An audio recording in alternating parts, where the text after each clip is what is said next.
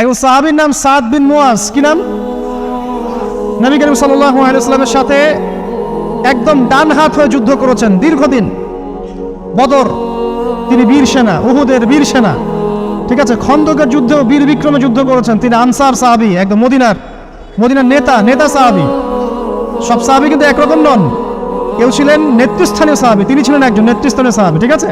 সাদ বিন মুয়াজ নবী করিম সাল্লাল্লাহু আলাইহি ওয়াসাল্লাম এত ভালোবাসতেন যে তাকে নিজের মনে করতেন যে সাদ বিন মুয়াজ আনসাররা আমার নিজের। চারটাখানি কথা।